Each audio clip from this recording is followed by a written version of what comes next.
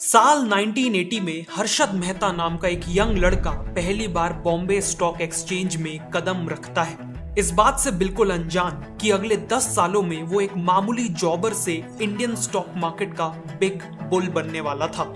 वो 15,000 square feet के घर, लग्जरी गाड़ियां और एक लेविश ऑफिस का मालिक बनने वाला था। लेकिन हर्षद का राइज जितनी तेजी से हुआ था, उनका डाउनफॉल भी उतना ही दर्दनाक होने वाला था। ये कहानी है इंडिया के सबसे बड़े फाइनेंशियल स्कैंडल की।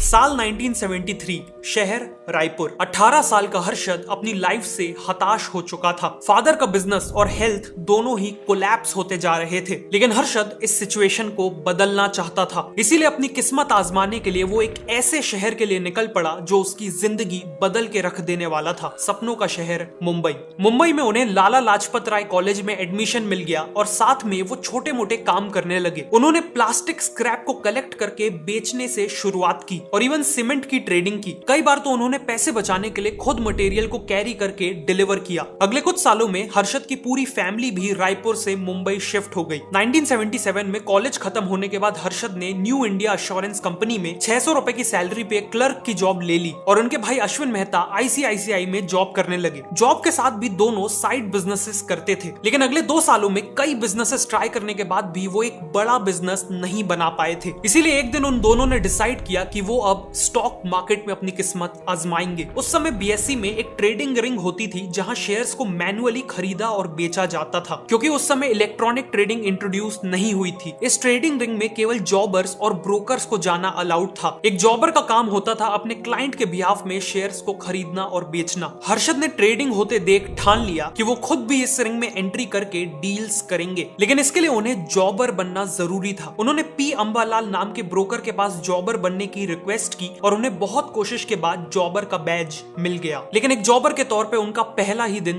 बहुत खराब था। उन्हें 2000 का लॉस हो गया था, लेकिन दुखी होने की जगह उन्होंने इस लॉस से सीख ली। अगले कुछ महीनों में उन्होंने अपनी स्किल्स पे बहुत काम किया और बहुत जल्द मार्केट के सबसे स्किलफुल जॉबर्स में से एक बन गए। हर्षद को समझ में आया कि स्टॉक मार्केट में ज्यादा पैसे कमाने के लिए उन्हें कंपनीज के बारे में इंटरनल इंफॉर्मेशन चाहिए होगी, वो भी दूसरों से ज्यादा और दूसरों से पहले। उन्होंने ऐसे लोगों के साथ कनेक्शन बिल्ड करना चालू कर दिया जो उन्हें कंपनीज की इनसाइड इंफॉर्मेशन दे सके। फॉर एग्जांपल, उन्होंने लेबर यूनियंस के लीडर्स के साथ कनेक्शन बिल्ड किया ताकि उन्हें कंपनीज के डेली प्रोडक्शन का डेटा मिल सके। प्रोडक्शन इंक्रीज होने पर वो उस कंपनी के शेयर्स खरीद के रख सकते थे और डिक्रीज होने पर या लेबर स्ट्राइक की सिचुएशन बनने पर वो शेयर्स को पहले से ही बेच सकते थे। इस तरह की इनसाइडर इंफॉर्मेशन के बेस पे ट्रेड करने को इनसाइडर ट्रेडिंग कहा जाता है और आज ये इलीगल है, लेकिन उस समय ये लीगल थी। हर्षद अब एक जॉबर के तौर पे न केवल दूसरों के लिए ट्रेड करते थे बल्कि अपना खुद का पैसा भी मार्केट में लगाने लगे थे। 1982 तक इनसाइडर ट्रेडिंग के बेस पे उन्होंने काफी पैसे कमा लिए थे और एक बड़े घर में शिफ्ट हो गए थे। लेकिन अब वो इनसाइडर ट्रेडिंग के अलावा एक और टेक्निक आजमाने का सोच रहे थे, पंप एंड डंप। इसमें हर्षद एक ऐसे स्टॉक को आइडेंटिफाई करते थे जिसे ज्यादा खरीदा और बेचा नहीं जा रहा। फिर वो अपने कुछ साथियों के साथ मिलके बहुत कम टाइम में इस शेयर की बहुत सारी क्वांटिटी खरीद लेते थे। इससे मार्केट में उस शेयर की सप्लाई बहुत कम हो जाती थी और प्राइसेस एकदम से बढ़ जाते थे, जिसके बाद हर्षद उस शेयर की पार्ट होल्डिंग्स बेच के बहुत सारा प्रॉफिट कमा लेते थे। हर्षद की इन इनोवेटिव स्ट्रेटजीज के चलते उनका प्रॉफिट लगातार बढ़ रहा था और उन्हें लगने लगा कि अब उन्हें मार्केट में कोई बीट नहीं कर सकता। लेकिन फिर कुछ ऐसा हुआ जिसने हर्षद को पूरी तरह से बर्बाद कर दिया, ब्लैक थर्सडे।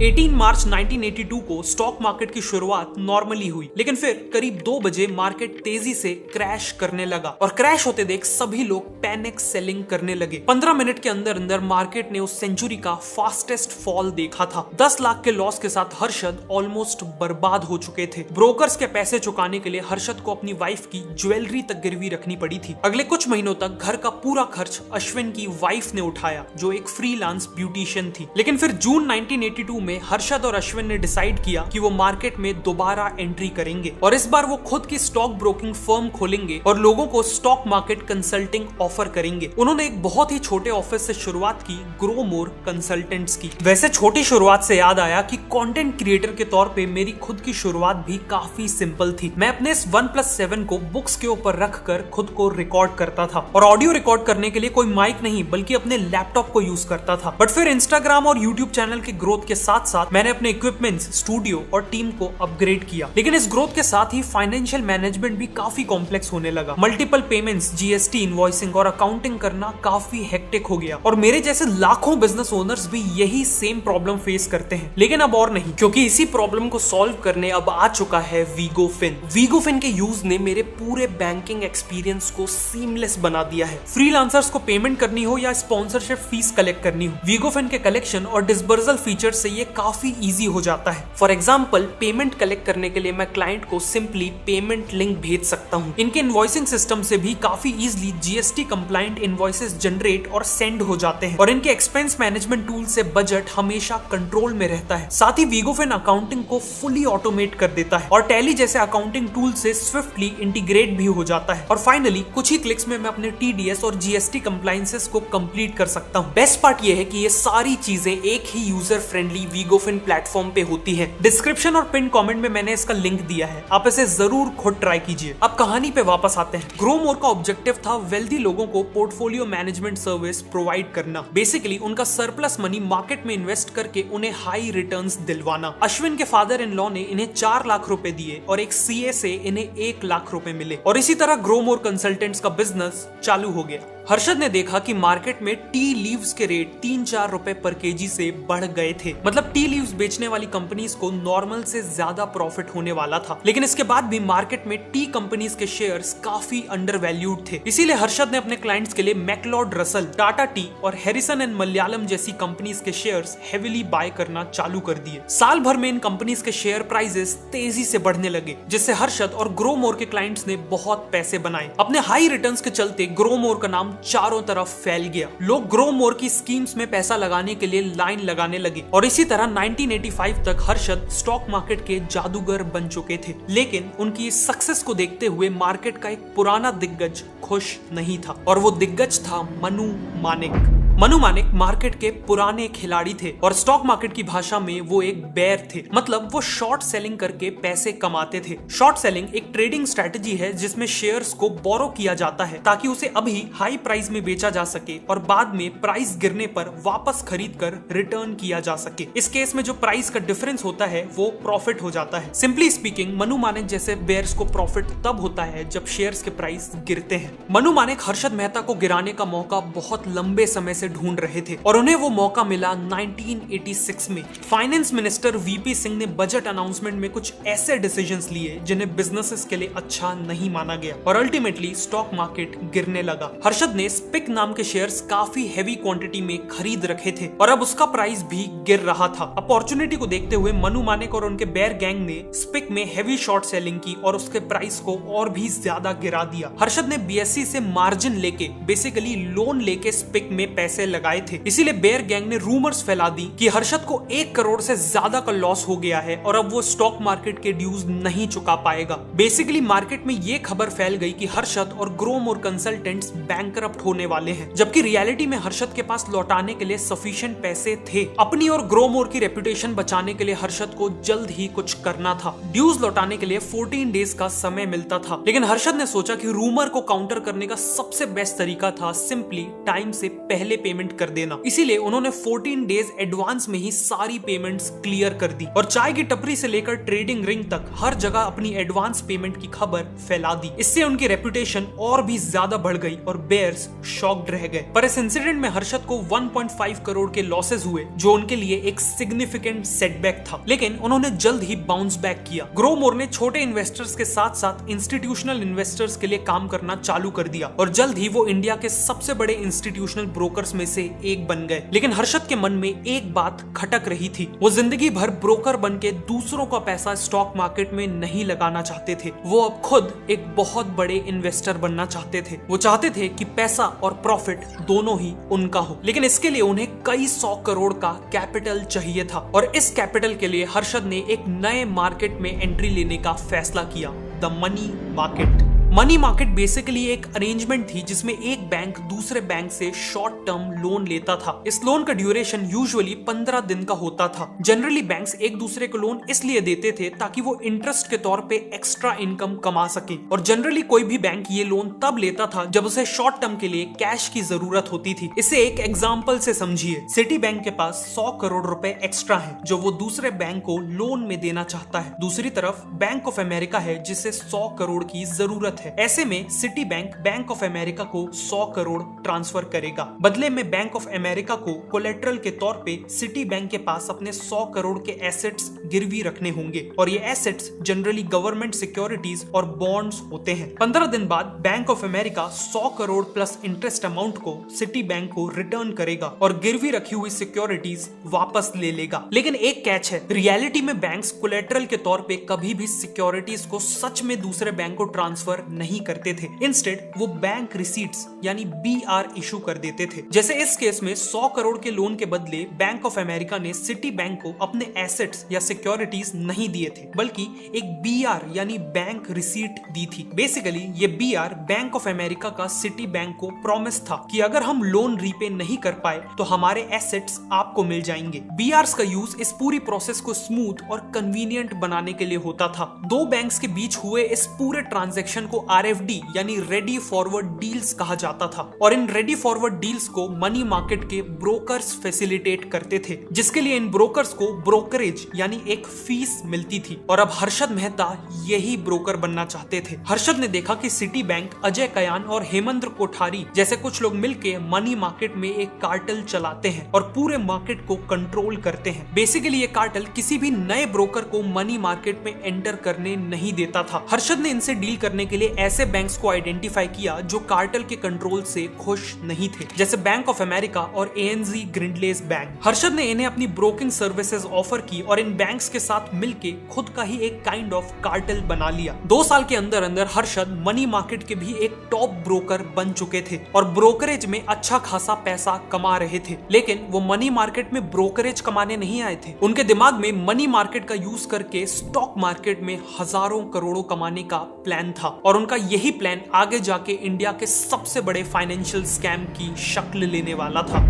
मनी मार्केट में टाइम बचाने के लिए कई बैंक्स एडवांस में ब्रोकर के अकाउंट में पैसे ट्रांसफर कर देते थे, ताकि ब्रोकर बेस्ट डील मिलते ही दूसरे बैंक को पैसे ट्रांसफर कर दे और सिक्योरिटीज यानी BR लाके दे दे। हर्षद ने यहाँ एक बहुत बड़ा लूप होल देखा। उन्होंने देखा कि जब बैंक्स एडवांस में उन्हें पैसे ट्रांसफर करते हैं तो डील होने से पहले ये पैसे 10-15 दिन तक उनके अकाउंट में पड़े रहते हैं। हर्षद ने इन पैसों को स्टॉक मार्केट में लगाना चालू कर दिया और अपने फेवरेट स्टॉक्स के प्राइसेस को आर्टिफिशियली बढ़ाना चालू कर दिया, और फिर जब डील क्लोज करने का टाइम आया तो शेयर्स को बेच के प्रॉफिट खुद रख लिया और बाकी पैसे से मनी मार्केट की डील एग्जीक्यूट कर दी। इसके अलावा हर्षद ने एक और लूप होल ढूंढ लिया। उन्होंने देखा कि लोन के बदले जो बैंक BR देता था उसे कोई भी वेरीफाई नहीं करता था। मतलब ये चीज चेक नहीं होती थी कि जितनी सिक्योरिटीज के अगेंस्ट BR इशू की गई है, क्या सच में BR इशू करने वाले बैंक के पास वो सिक्योरिटीज है भी कि नहीं। इसे देखते हुए हर्षद ने कुछ छोटे बैंक्स जैसे बैंक ऑफ करद को ब्राइब देके उनसे फेक BRs बनवाना चालू कर दिया। इस केस में हर्षद एक बैंक से लोन का पैसा लेके सीधा स्टॉक मार्केट में डाल देते थे और बैंक ऑफ करद से फेक BR बनवा के लोन देने वाले बैंक को दे देते थे। इस तरीके से हर्षद के पास स्टॉक मार्केट में डालने के लिए पहले से ज्यादा पैसा तो होता ही था, साथ में ज्यादा समय के लिए भी होता था। 1990 से 1992 के बीच हर्षद ने इन पैसों को यूज करके मार्केट को आसमान में पहुंचा दिया। मई 1990 में जो सेंसेक्स करीब 800 पॉइंट्स पे था, वही सेंसेक्स अप्रैल 1992 तक करीब 4500 पॉइंट तक पहुंच गया। मतलब ऑलमोस्ट 460% की ग्रोथ केवल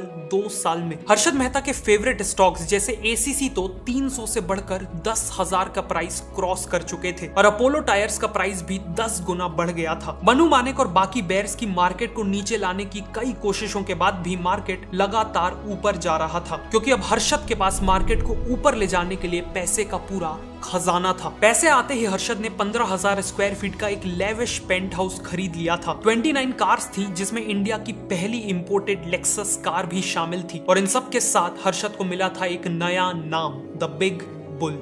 मार्केट में हर्षद की इन्फ्लुएंस इस हद तक बढ़ चुकी थी कि वो जिस शेयर में हाथ डालते उसका प्राइस बढ़ने लगता था। जब उन्होंने माजदा इंडस्ट्रीज के शेयर्स खरीदे तो उसका प्राइस तो बढ़ा ही, लेकिन एक दूसरी कंपनी जिसका नाम स्वराज माजदा था उसके प्राइसेस भी बढ़ने लगे, सिंपली बिकॉज उसके नाम में माजदा था और लोगों को लगा कि हर्षद ने इस कंपनी के शेयर्स खरीदे हैं। मीडिया ने भी हर्षद को लार्जर देन लाइफ दिखाना चालू कर दिया था। वो बिजनेस इंडिया और बिजनेस टुडे जैसी मैगजीन्स के कवर पे थे। मीडिया उनके लेविश टेरेस और कार्स के कलेक्शन को दिखा रहा था और उन्हें इंडिया का हाईएस्ट इनकम टैक्स पेयर भी बता रहा था। लेकिन ये पैसा, फेम और सक्सेस हर्षद के सर पर चढ़ते जा रहे थे। वो अपने आप को भगवान मानने लगे थे। इतनी सक्सेस के बाद भी वो रुकना नहीं चाहते थे। इनफैक्ट उन्होंने global investment bank Merrill Lynch और टाटा की टेल्को कंपनी से ज्यादा प्रॉफिट्स कमाने के टारगेट्स सेट कर लिए थे। लेकिन डेस्टिनी ने उनके लिए कुछ और ही प्लान्स बना रखे थे। बहुत जल्द उनका एक दर्दनाक डाउनफॉल होने वाला था।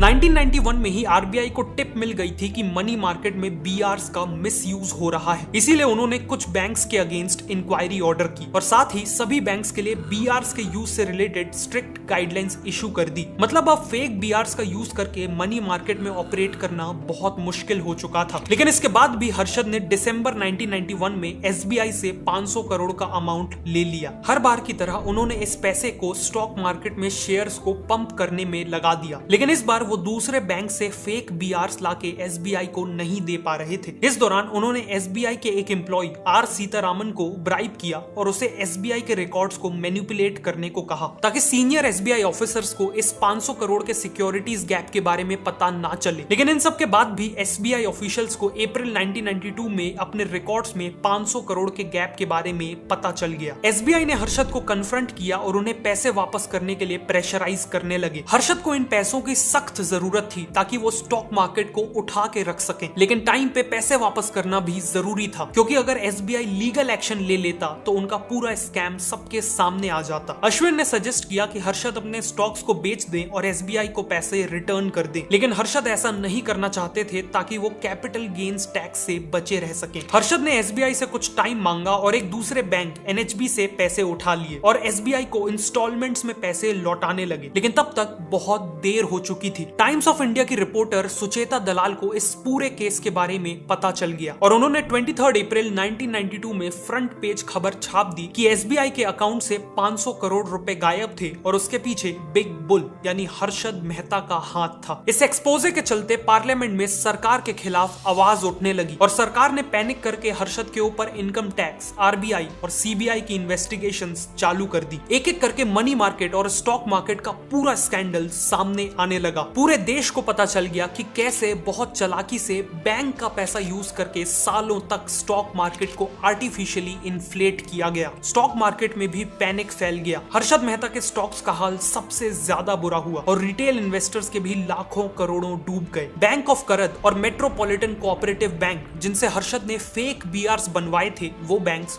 डूब गए। और जब इस पूरे स्कैम का साइज असेस किया गया तो वो नंबर 4000 करोड़ से भी ज्यादा था। 4 जून 1992 को हर्षद मेहता और अश्विन मेहता को अरेस्ट कर लिया गया और उनके एसेट्स जैसे घर, बैंक अकाउंट्स और कार्स को भी सीज कर लिया गया। सालों तक ये लीगल बैटल चली। इस दौरान वो लंबे समय तक जेल के बाहर भी रहे। लेकिन दिसंबर 2001 में 47 की एज में पुलिस कस्टडी में ही उन्होंने अपनी आखिरी सांसें ली। पर उनके जाने के सालों बाद भी आज उनकी स्टोरी बहुत कंट्रोवर्शियल है। जहां कुछ लोग उन्हें एक स्कैमस्टर की तरह देखते हैं, तो वहीं उनकी फैमिली का मानना है कि हर्षद को अनफेयरली उन प्रैक्टिसेस के लिए टारगेट किया गया जो उस समय मार्केट में काफी कॉमन थी। लेकिन मेरे ओपिनियन में सच्चाई इन दोनों व्यूज के बीच में कहीं है।